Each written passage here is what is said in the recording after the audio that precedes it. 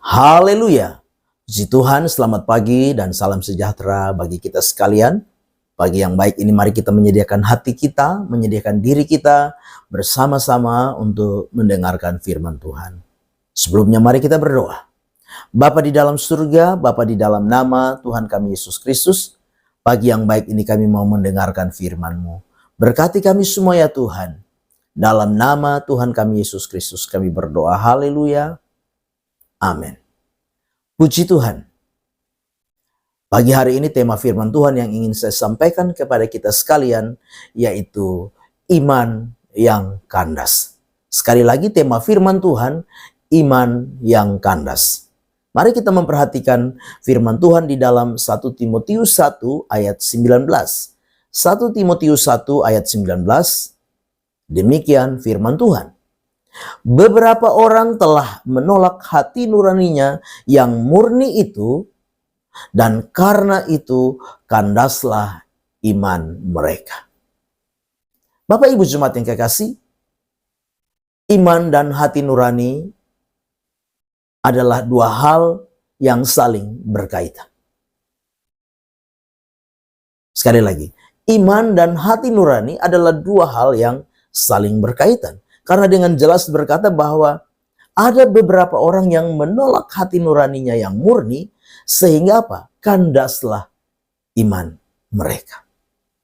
Bapak Ibu Jemaat yang kekasih, saya percaya bahwa kita semua tidak mau iman kita menjadi iman yang kandas. Kita mau supaya iman kita menjadi iman yang bertumbuh. Iman yang maju. Iman yang dinamis. Tetapi kita harus sadar bahwa betapa pentingnya peranan hati nurani yang murni itu di dalam hidup kita. Karena tanpa hati nurani yang murni, tanpa hati nurani yang bersih, tanpa hati nurani yang baik di dalam setiap kehidupan kita, maka apa? Iman kita akan kandas. Sebagai orang-orang percaya kita harus sadar bahwa hati nurani atau juga disebut dengan suara hati itu merupakan alarm yang Tuhan taruh di dalam setiap kehidupan manusia. Alarm yang Tuhan taruh di dalam setiap kehidupan kita sebagai orang-orang percaya. Hati nurani atau suara hati adalah alarm.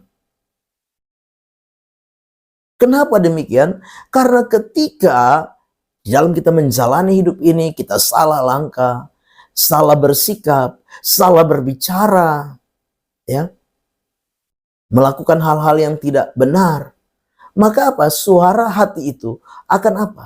Akan memberikan alarm kepada kita. Suara hati itu akan mengingatkan kita.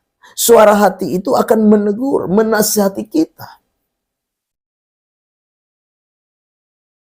Hati nurani yang murni atau suara hati atau juga disebut suara Tuhan ada di dalam hati kita. Tuhan taruh sebagai alarm. Itu sebabnya Bapak Ibu Jemaat yang kekasih. Mari kita mau belajar. Ketika kita menjalani kehidupan ini. Dalam pengiringan kita, dalam pelayanan kita. Mari kita mau sadar bahwa ada alarm yang Tuhan taruh di dalam setiap pribadi kita. Yaitu suara hati atau disebut juga hati nurani. Kita mungkin bisa bersandiwara dengan orang lain. Kita mungkin bisa membohongi orang lain. Kita mungkin bisa berdusta dengan orang lain tentang keadaan hati kita. Tapi kita tidak bisa berdusta dengan apa? Dengan suara hati nurani ini. Dengan suara Tuhan yang Tuhan taruh di dalam hidup kita. Nah, itu sebabnya begitu pentingnya peranan suara hati ini dalam hidup kita. Kalau kita sudah tidak peka lagi dengan suara hati, kalau kita sudah tidak peka lagi dengan hati nurani yang murni, maka hati-hati. Hati ini akan menjadi hati yang keras. Hati ini akan menjadi hati yang apa? Beku, hati yang membatu. Dan kalau sudah hati keras, hati membatu. Tidak peka lagi dengan suara Tuhan. tidak peka lagi dengan suara hati nurani, maka firman Allah berkata, iman itu akan menjadi iman yang kandas. Nah, Bapak Ibu jemaat yang kekasih, di dalam Yeremia 17 ayat yang ke-9, firman Allah berkata, betapa liciknya hati, lebih licik daripada segala sesuatu. Hatinya sudah membatu, siapakah yang dapat mengetahuinya? Betapa liciknya hati, lebih licik dari segala sesuatu. Hati sudah membatu, hati sudah keras. Siapa yang tahu? Manusia tidak akan tahu. Tapi diri kita tahu sendiri hati kita, Bapak Ibu. Ya. Ayat 10, Yeremia 17 ayat 10. Aku Tuhan menyelidiki hati, yang menguji batin untuk memberikan balasan kepada setiap orang setimpal dengan tingkah langkahnya, setimpal dengan hasil perbuatannya. Ingat, Tuhan yang menyelidiki hati. Ya. Tuhan yang menguji hati. Itu sebabnya jangan keraskan hati. Jangan biarkan hatimu membatu. Tuhan selidiki dan Tuhan akan memberikan apa? Balasan bagi setiap orang. Bapak Ibu jemaat yang kekasih, kalau kita terus membiarkan hati membatu, kita terus membiarkan hati kita keras, kita menolak hati nurani yang murni, menolak suara hati, maka iman kita akan menjadi iman yang kandas. Nah, iman yang kandas ini dianalogi seperti kapal yang karam. Digambarkan seperti kapal yang karam. Artinya apa? Kapal itu sudah rusak. Kapal itu tidak bisa berlayar lagi. Kapal itu tidak bisa maju lagi. Demikian juga dengan hati nurani yang membatu. Hati nurani yang keras akan membuat iman kita tidak maju. Iman kita seperti kapal yang karam, yang hancur.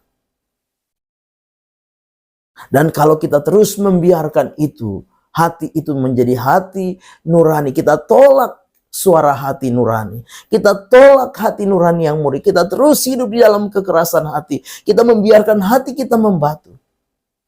Maka akan ada dampak yang akan kita alami di dalam hidup.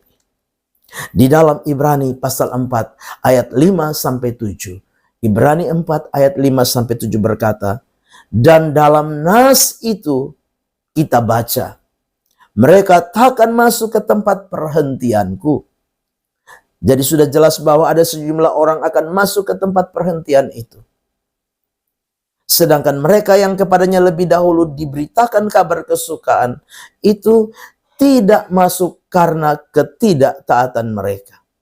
Sebab itu ia menetapkan pula suatu hari, yaitu hari ini, ketika ia setelah sekian lama berfirman dengan perantaran Daud seperti dikatakan di atas, pada hari ini jika kamu mendengar suaranya, janganlah keraskan hatimu.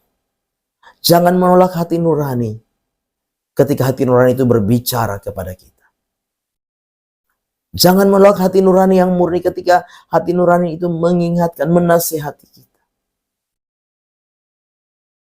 Jangan sampai mengeraskan hati. Karena yang mengeraskan hati tidak akan masuk di dalam tempat perhentiannya Tuhan. Bapak Ibu jemaat yang kekasih, Tuhan menetapkan satu hari perhentian. Tapi orang-orang yang mengeraskan hati, seperti umat Israel, mereka tidak masuk di hari perhentian itu. Kita sekalian yang ada pagi hari ini, mari kembali kepada diri kita masing-masing. Biarkan hati kita ini hati yang lembut, hati yang mau menerima peringatan, hati yang mau menerima nasihat, hati yang mau menerima teguran, hati yang lembut, terbuka. Untuk apa? Suara hati, suara Tuhan berbicara kepada kita. Supaya apa? Supaya iman kita tidak menjadi iman yang kandas, iman yang karam seperti kapal, iman yang hancur. Tapi biarlah kita boleh masuk kepada tempat perhentian yang kekal yang Tuhan sediakan bagi kita. Amin. Mari kita berdoa. Bapa di dalam surga, terima kasih. Pagi hari ini kami sudah dengar firman-Mu. Biarlah firman itu boleh menjadi rema, menjadi berkat bagi setiap kami. Biarlah kami terus peka dengan suara hati nurani yang Tuhan taruh di dalam setiap kehidupan kami. Terima kasih Bapa. Kami mau melangkah di hari yang baru ini, kami mengucap syukur. Dalam nama Tuhan kami Yesus Kristus kami berdoa. Haleluya. Amin. Selamat pagi, Tuhan Yesus memberkati.